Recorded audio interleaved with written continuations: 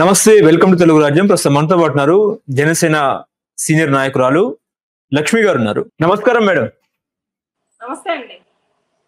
ముఖ్యంగా ఇవాళ అనంతపురంలో కూటమి ప్రభుత్వం ఏర్పాటు చేసిన బహిరంగ సభ, ఆ సభ పేరు సూపర్ హిట్ సూపర్ 6 అన్న పేరుతో ఇవాళ ప్రభుత్వం కార్యక్రమం నిర్వహిస్తున్న తరుణంలో ఎట్లా ఉంది, ఏంటి ఈ 15 నెలల పాలన ఏ రకంగా ఉంది అంటే ఏం చెప్తారు మేడం? చాలా సుభిక్షంగా ఉందని చెప్తానండి. రామరాజ్యంలో ఎలా అయితే ప్రశాంతంగా ఉన్నారో ప్రజలు, అలా ఉన్నారు ఇవాళ కూటమి ప్రభుత్వంలో. గత ప్రభుత్వం తీసుకుంటే ఎక్కడ చూసినా గోతుల్లో రోడ్లలో గోతులు ఉన్నాయో కూడా తెలియని పరిస్థితి, మహిళలు ప్రశాంతంగా నిద్రపోలేనటువంటి పరిస్థితి. ఇవాళ ధైర్యంగా ఒక ఆడబిడ్డ బయటికి వెళ్ళిందంటే నా బిడ్డ ప్రశాంతంగా సుభిక్షంగా బయటకు వస్తుంది అని చెప్పేసి కన్న తల్లులు గాని తండ్రులు గాని నిద్రపోయేటువంటి పరిస్థితి అండి. ఆ గత ప్రభుత్వంతో పోల్చుకుంటే 100%, 99.9% కూడా కాదు, 100% చాలా సురక్షితంగా ఉన్నారండి ప్రజలు. ఎంతకు ముందులాగా కేసులు గాని గొడవలు గాని ఎక్కడా లేవు, చాలా చక్కగా ఉంది. ఇప్పుడు ముఖ్యంగా ఏంటంటే గత ప్రభుత్వం పోల్చుకుంటే ఈ ప్రభుత్వంతో ఏ రకంగా కంపేర్ చేసుకోవచ్చు? ముఖ్యంగా మీరు ఇచ్చిన హామీలు, ఫ్రీ బస్ కానీ, అదేవిధంగా ఇప్పుడు ఏదైతే తల్లికి వందనం ఇస్తున్నారో అది కానీ, రైతు నేస్తం కానీ, ఈ పథకాలతో ప్రజలు ఏ రకంగా ఫీల్ అవుతున్నారు? గతంలో జగన్ ఇచ్చిన దానికంటే ఇప్పుడు చంద్రన్న బాగా ఇస్తున్నాడని ప్రజల్లో ఒక అభిప్రాయం ఉందా అంటే ఏం చెప్తారు? జగన్మోహన్ రెడ్డి గారి గురించి అసలు ఇంకా మాట్లాడుకోవడం కూడా వేస్ట్ అండి. అలాంటి వాళ్ళని అంత దరిద్రమైనటువంటి పరిపాలన అయితే ప్రజలకు రుచి చూపించారు. ఎప్పుడు ఈ కరోనా కన్నా కూడా ఈ జగన్ అనేటువంటి వ్యాధి రాష్ట్రాన్ని అతలాకుతలం చేసింది. ఎప్పటికీ కూడా ఈ వైసీపీ గవర్నమెంట్ రాకూడదు అని చెప్పి దండాలు పెట్టుకుంటున్నారు. అన్ని మతాల వాళ్ళు కూడా వాళ్ళు నమ్మేటువంటి దేవుళ్ళకి దండం పెట్టుకుంటున్నారండి ప్రతి క్షణం. ఎందుకంటే ఎన్ని రకాల ఒత్తిళ్లకు గురయ్యారు, లేనిపోయినటువంటి కేసులు కానివ్వండి, బయటికి వెళ్తే అవమానాలు కానివ్వండి, తినడానికి కూడా లేనటువంటి పరిస్థితికి మధ్యతరగతి వాళ్ళు వచ్చేసారంటే దానికి కారణం వైసీపీ ప్రభుత్వం. ఎన్ని రకాలుగా జలగనక పీల్చి రక్తాన్ని తాగేసినట్టు తాగేశారు ప్రజల్ని. మరి ఇవాళ సూపర్ 6 గురించి మనం మాట్లాడుకోవాల్సి వస్తే, కొత్తగా ప్రవేశపెట్టినటువంటి స్త్రీ శక్తితో మొదలు పెడతానండి. స్త్రీ శక్తి పథకం ఈరోజు మహిళలు జాబ్ చేసుకునే వాళ్ళు ఉంటారు, ఒంటరి మహిళలు ఉంటారు. అలాంటి వాళ్ళు ఒక 10,000 రూపాయలు ఉద్యోగం చేసుకునేటువంటి మహిళ 2,000 రూపాయలు బస్ ఛార్జీలు పోతే 8,000 రూపాయలు తెచ్చుకొని నెలల్లా కష్టపడి 8,000 రూపాయలు చేతికి వచ్చా 2,000 రూపాయలు వృధాగా పోయినప్పుడు పడేటువంటి బాధ తాలూకా ఈరోజు తీపి జ్ఞాపకం స్త్రీ శక్తి అండి. ఆ 2,000 రూపాయలు ఉంటే నా బిడ్డకి స్కూల్ ఫీజుకు ఉపయోగపడతాయో లేదా ట్యూషన్ ఫీజుకు ఉపయోగపడతాయో ఆలోచించినటువంటి మధ్య తరగతి మహిళల ప్రజానాడి స్త్రీ శక్తి. అదే విధంగా రైతులండి, రైతులు వచ్చేసి ప్రతి ప్రభుత్వంలో కూడా చూస్తా ఉన్నాం, రైతులు పట్టించుకునేటువంటి వ్యక్తులు ఎవరు కనిపించలేదు. అటు పవన్ కళ్యాణ్ గారు కానివ్వండి, చంద్రబాబు నాయుడు గారు కానివ్వండి, మోదీ గారు కానివ్వండి, రైతుల గురించి ఆలోచించి వారికి 20,000 రూపాయలు ఇవ్వడం జరుగుతా ఉంది. 20,000 రూపాయలతోనే వ్యవసాయం మొత్తం అయిపోతుందా మేడం అని మీరు అడగొచ్చు. కానీ వాళ్ళకి వెన్నుదన్నం, ఒక ప్రోత్సాహం, క్రాప్ హాలిడేస్ ప్రకటించినటువంటి రైతుల్ని చూసాం మనం గత ప్రభుత్వంలో. ఆ పరిస్థితి నుండి బయటకు వచ్చి వాళ్ళ రైతు నేను ప్రశాంతంగా వ్యవసాయం చేయగలను అని చెప్పి ధైర్యంగా ఉండేటువంటి భరోసాని కూటమి ప్రభుత్వం కలిగించిందండి.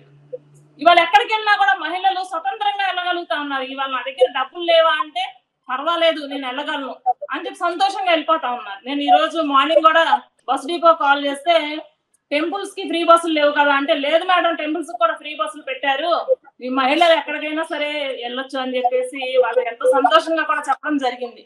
మరి అటువంటి చక్కని పథకాలని మరి దివ్యాంగులకి 3,000 రూపాయలు పెన్షన్ పెంచారు. అదే విధంగా 1,000 రూపాయలు వృద్ధులకు పెన్షన్ పెంచడం జరిగింది. మరి ఇట్లాంటి మంచి పథకాలను అమలు చేస్తా ఉంటే వాటిని చూసి అక్కసు వెళ్ళబుచ్చుతా ఉంది ఈరోజు వైసీపీ ప్రభుత్వం. మరి మీ పార్టీ ఎదుగుదల గురించి మర్చిపోయి ఏ రకంగా దుమ్మెత్తిపోద్దాం అనేటువంటి ఆలోచనలు, కుయుక్తులు మానేసి పార్టీ ఎదుగుదలకి పనిచేస్తే బాగుంటుందని చెప్పి నేను జగన్మోహన్ రెడ్డి గారికి కూడా తెలియజేస్తా ఉన్నానండి. ఈరోజు సూపర్ 6 అమలు అవుతా ఉంటే బాధతోటి వాళ్ళకి రక్త కన్నీళ్ళు వస్తా ఉన్నాయి. ఎందుకంటే గత 5 సంవత్సరాల్లో ఏది చేయని చేతగాని చవట దద్దమ్మలాగా ప్రభుత్వాన్ని నడిపినటువంటి వ్యక్తి జగన్మోహన్ రెడ్డి గారు. అటువంటి 5 సంవత్సరాల్లో నేను చేయలేనటువంటి పనులు వీళ్ళు ఈ సంవత్సరంలోనే చేసి ప్రజాదరణ పొందుతున్నారు అనేటువంటి బాధ, ఆ బాధ వెళ్ళగక్కుతా నిన్న కూడా అన్నదాత పిలుపునిచ్చారు, అన్నదాత పోరు అని చెప్పి. అన్నదాతలు పోరు పెట్టిందే మీరు కదా, మరి ఇంకా అన్నదాతలు పోరు అని చెప్పేసి మీరు ఎలా పిలుపునిస్తారు? యూరియా లేదు, అది లేదు, ఇది లేదు అని చెప్పి ఏదో చేద్దాం అనుకుంటారు, కానీ వాళ్ళ వల్ల ఏది కాదు అనే విషయం గుర్తెరగాలి ఫస్ట్. ఇప్పుడు ఇవాళ మాజీ సీఎం జగన్మోహన్ రెడ్డి గారు ప్రెస్ మీట్ లో మాట్లాడుతూ బరాబర్ రైతుల కోసం నేనే స్వయంగా దిగుతా, రంగంలో దిగుతా, ప్రభుత్వం మీద ఒత్తిడి తెస్తా, గిట్టుబాటు ధర రావాలా, యూరియా కొరత ఉండొద్దు, అదేవిధంగా పిపిపి అంటే ప్రభుత్వ విద్య ముఖ్యంగా వైద్య విద్యని ప్రైవేట్ పరం చేసేశారు. మొత్తానికి టెండర్లను ఎవరు వచ్చినా సరే, కాంట్రాక్టర్లు ఎవరు టెండర్లకు వచ్చినా కూడా మీరు ఒళ్ళు దగ్గర పెట్టుకోండి, రేపు వచ్చేది నేనే, అవన్నీ కూడా రద్దు చేస్తా అని చెప్పేసి కూడా ఇటు కాంట్రాక్టర్లకి హెచ్చరిస్తున్న పరిస్థితి. ఒక రకంగా చెప్పాలంటే వార్నింగ్ ఇస్తున్నారు జగన్మోహన్ రెడ్డి గారు. మరి రేపు వైసీపీ ప్రభుత్వం వస్తే టెండర్లను మొత్తం రద్దు చేసే అవకాశం ఉందా అంటే ఏం చెప్తారు పూర్తిగా? ఆంధ్ర రాష్ట్రంలో అయితే వైసీపీ ప్రభుత్వం వచ్చేటువంటి అవకాశం 100% లేదండి. కానీ ఇక్కడ ఆయన చెప్పేటువంటి ధోరణి చూసారా, ఏదైతే రౌడీ రాజ్యాన్ని గతంలో రుచి చూపించారో దాన్నే మళ్ళీ కూడా ప్రజలకి తెలిసేలా చేస్తున్నారు. మీరు అలాగే మాట్లాడండి, ప్రజలన్నీ గమనిస్తానే ఉన్నారు. జగన్మోహన్ రెడ్డి గారు చాలా చక్కని భాష మాట్లాడతారనమాట వాళ్ళు.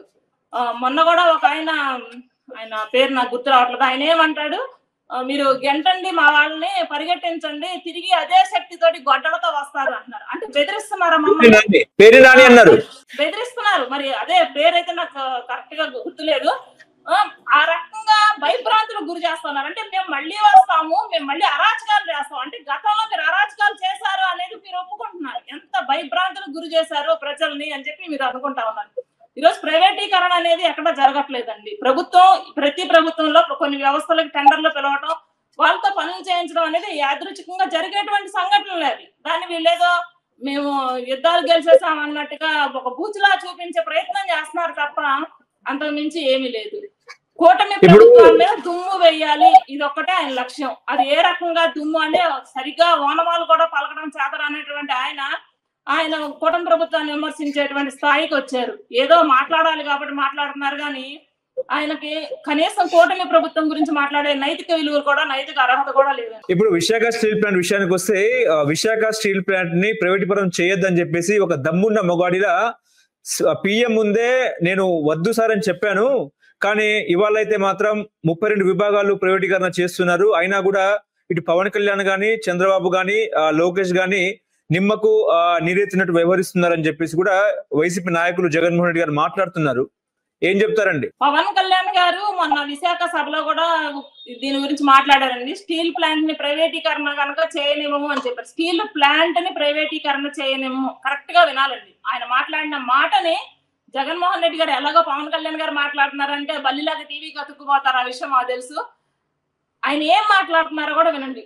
స్టీల్ ప్లాంట్ ని ప్రైవేటీకరణ కానివ్వము అని చెప్పారు. ప్రతి వ్యవస్థలో ఇందాక నేను చెప్పినట్లు ప్రతి వ్యవస్థలో కూడా కొన్ని విభాగాలు ప్రైవేటు వ్యక్తులు పరిపాలన అనేది జరుగుతుంది. అన్ని కూడా ప్రభుత్వమే దగ్గరుండి చూడడం, చంద్రబాబు గారో లేకపోతే పవన్ కళ్యాణ్ గారో దగ్గరుండి చూడరు కదండి. మనలాంటి వ్యక్తులకి భాగస్వామ్యం కల్పిస్తారు, ఆ భాగస్వామ్యం ప్రకారం నడుస్తారు. కానీ అది పూర్తిగా ప్రైవేటీకరణ అయిపోతుంది అని వీళ్ళు వక్రీకరిస్తున్నారు తప్ప అక్కడ అందులో వాస్తవం అనేది లేదు. స్టీల్ ప్లాంట్ ప్రైవేటీకరణ అనేది అవ్వదు. దానికి పవన్ కళ్యాణ్ గారు హామీ ఇచ్చారు. అదే స్టాండ్ తీసుకుని జనసేన పార్టీ నిలబడి ఉంది. హలో, తెలుగు రాజ్యం ఛానల్ చూస్తున్నారా? సామాజిక, రాజకీయ, జీవన చిత్రణే తెలుగు రాజ్యం. అతిశయోక్తులు, అసత్యాలు ఉండవు. రాజకీయ కోణం కాదు, ప్రజా కోణమే కొలబద్ద. తెలుగు రాజ్యం వీక్షణ మీ ఉత్తమ అభిరుచికి నిదర్శనం.